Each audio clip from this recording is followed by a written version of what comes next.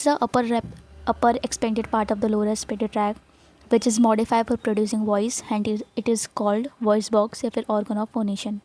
It is also an air passage and act as a sphincter at inlet of the lower respiratory passage. तो larynx is a upper expanded part of the lower respiratory tract है ना, और which is modified for producing voice, so it is called a voice box. और दूसरी बात, ये also an air passage and act as a sphincter of inlet of the lower respiratory passage. तो दोनों काम करते हैं ये, ठीक है. तो सिचुएशन की बात करते हैं. सिचुएशन में सबसे पहले लाई करते हैं anterior mid line of the neck से.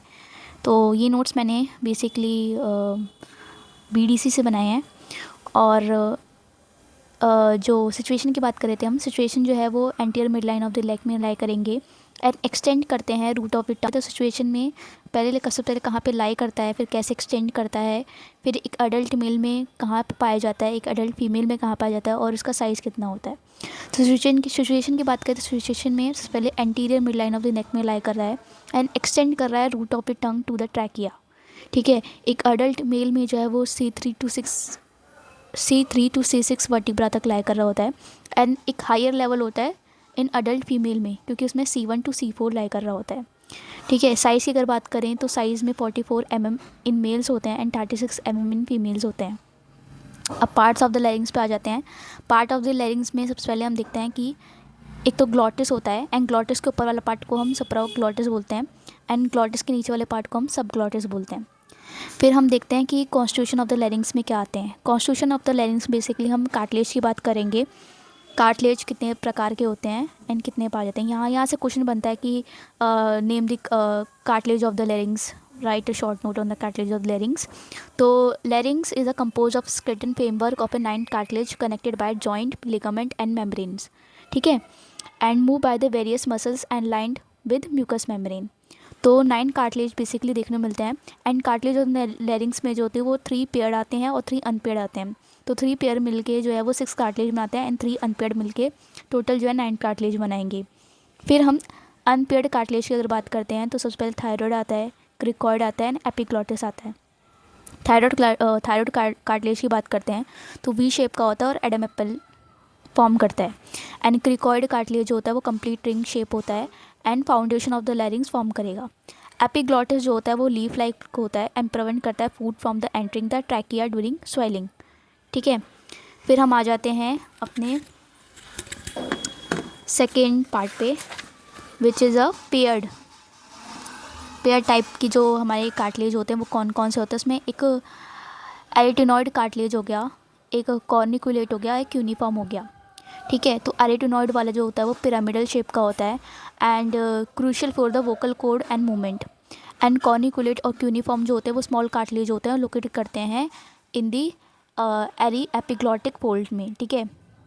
फिर हम कैविटी ऑफ द लैरिंग्स की बात करते हैं. तो कैविटी ऑफ द लैरिंग्स में जो होती है वो लैरिंग्स की कैविटी एक्सटेंड कर रही होती है laryngeal inlet to the lower border of the cricoid cartilage तक. तो laryngeal inlet to the lower border of the cricoid cartilage तक एक्सटेंड कर रही होती है कैविटी ऑफ द लैरिंग्स, ठीक है. और इसको बेसिकली 3 पार्ट में डिवाइड किया गया है by the 2 pair of the mucosal fold, ठीक है. तो 2 pair of the mucosal fold के ज़रिए हमने 3 पार्ट में डिवाइड कर रखे हैं कैविटी ऑफ द लैरिंग्स को. तो सबसे पहले हमने देखा कि एक सुप्राग्लॉटिक जो हमने पहले पढ़ रखा था यानी कि वेस्टिब्यूल वाला पार्ट, एक वेंट्रिकल वाला पार्ट और एक इंफ्राग्लॉटिक पार्ट, ठीक है. तो वेस्टिब्यूल यानी कि सुप्राग्लॉटिक पार्ट जो होता है वो अबव द वेस्टिबुलर फोल्ड होता है एंड वेंट्रिकुलर वाला पार्ट जो होता है वो वेस्टिब्यूल और वोकल फोल्ड के बीच में होता है एंड इंफ्राग्लॉटिक वाला पार्ट जो होता है वो बिलो दी वोकल फोल्ड होता है और वो ट्रैकिया को लीड करता है, ठीक है. रीमाग्लॉटिक क्या होता है कि रीमाग्लॉटाइटिस क्या होता है कि narrowest part of the laryngeal cavity located between the 2 vocal fold, ठीक है. तो 2 वोकल फोल्ड के बीच में जो narrowest part of the laryngeal cavity होता है उसको हमने रीमाग्लॉटिक बोला. फिर हम फंक्शंस पे आ जाते हैं कि फंक्शंस क्या परफॉर्म करता है. तो सबसे पहले फोनेशन का काम करेगा, बोलने के लिए काफ़ी हेल्पफुल होता है. प्रोटेक्शन, ठीक है, कि कोई भी चीज़ अंदर ना जाए, फॉरेन पार्टिकल अंदर ना एंटर कर पाए. Airway maintenance and cough release. तो फोनेशन में क्या करता है कि vocal fold vibrate as a air is pours out from the lung to produce sound, ठीक है. और प्रोटेक्शन में क्या करेगा, प्रोटेक्शन में सबसे पहले ग्लॉटिक जो होता है वो हमने पढ़ा था कि ग्लॉटिक जो होता है वो कार्टिलेज हमने पढ़ा था कि वो प्रिवेंट करता है कि है ना, प्रिवेंट करेगा फ्रॉम दी कोई भी फूड पार्टिकल या फिर कोई भी जो है एयर ना अंदर आ जाए, सॉरी कोई भी फॉरेन मटेरियल फॉरेन बॉडी ना अंदर आ जाए। तो एपिग्लॉटिक पार्ट जो होता है वो स्फिंक्टरिक एक्शन की तरह काम करेगा लेरेंजियल इनलेट में एंड प्रिवेंट करेगा फॉरेन बॉडी को फ्रॉम एंटरिंग द एयरवे। अब एयरवे मेंटेनेंस में कैसे काम करता है कि इट रिमेन पेटेंट यानी कि open to allow a continuous flow of the gases for respiration.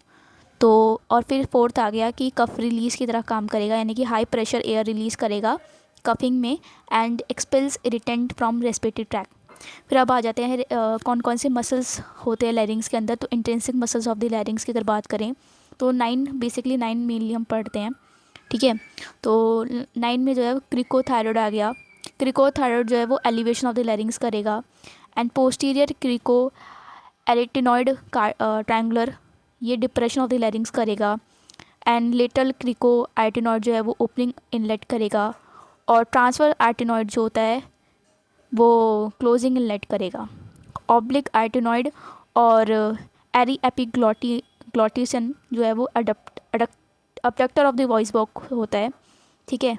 And thyro arytenoid और थायरो एपिग्लॉटिक वाला पार्ट जो adductor of the voice box काम करेगा, वॉइस बॉक्स, ठीक है। एंड वोकलिस जो होता है वो क्या करता है, टेंसर ऑफ वोकल की तरह काम करता है। ब्लड सप्लाई पे आ जाते हैं तो up to the vocal fold, ठीक है। कौन सप्लाई कर रहा होता है up to the vocal fold, superior laryngeal artery and drainage भी जो है वो सुपीरियर लेरेंजियल वीन करेगी, ठीक है। और बिलो द वोकल फोल्ड जो होता है वो inferior laryngeal artery and vein drain by the inferior laryngeal vein. फिर अब नर्व सप्लाई पे आ जाते हैं। नर्व सप्लाई में हमने देखा कि दो नर्व सप्लाई होते हैं, एक तो मोटर एक सेंसरी। तो मोटर की अगर बात करेंगे तो मोटर सप्लाई जो होते हैं वो रिकरेंट लैरेंजियल नर्व्स जो है वो सारी मसल्स को सप्लाई कर रहा होगा, ऑल द इंटेंसिव मसल्स को सप्लाई कर रहा होगा एक्सेप्ट क्रिकोथायरॉयड, ठीक है।